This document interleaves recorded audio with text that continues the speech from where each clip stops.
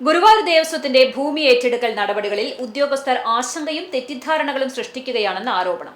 ക്ഷേത്ര നഗര വികസന സമിതി ഭാരവാഹികൾ വാർത്താസമ്മേളനത്തിലാണ് ഇക്കാര്യം ഉന്നയിച്ചത്. നഷ്ടപരിഹാരവും പുനരധിവാസവും സംബന്ധിച്ച് ദേവസ്വം നൽകിയിട്ടുള്ള ഉറപ്പുകൾ ദേവസ്വം മന്ത്രിയിൽ നിന്നും ഉദ്യോഗസ്ഥർ മറച്ചുവെച്ചതായും നേതാക്കൾ വ്യക്തമാക്കി.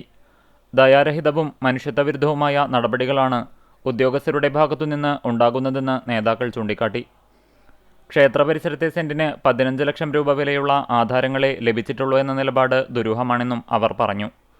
ഭൂമി ഏറ്റെടുക്കൽ വൈകിയാൽ ഒരു ദിവസം 10 ലക്ഷം രൂപയുടെ നഷ്ടം ദേവസ്വത്തിനുണ്ടാകുമെന്ന് തഹസീൽദാർ മന്ത്രിക്ക് വിവരം നൽകിയത് അധികാരപരിധി മറികടന്നുള്ള പ്രവർത്തനമാണെന്നും അവർ പറഞ്ഞു. തികച്ചും സൗഹൃദപരമായ രീതിയിൽ വിഷയത്തിൽ ഇടപെടുന്ന ദേവസ്വം ചെയർമാനെ പ്രതിസന്ധിയിലാക്കുന്നതാണ് ഉദ്യോഗസ്ഥ നിലപാടെന്നും നേതാക്കൾ ചൂണ്ടിക്കാട്ടി. ഈ മാസം 28-ന് മന്ത്രി കെ മുരളീധരന്റെ സാന്നിധ്യത്തിൽ ചർച്ച നടത്താമെന്ന ദേവസ്വം നിലപാടിനെ സ്വാഗതം ചെയ്യുന്നതായും ഭാരവാഹികൾ അറിയിച്ചു.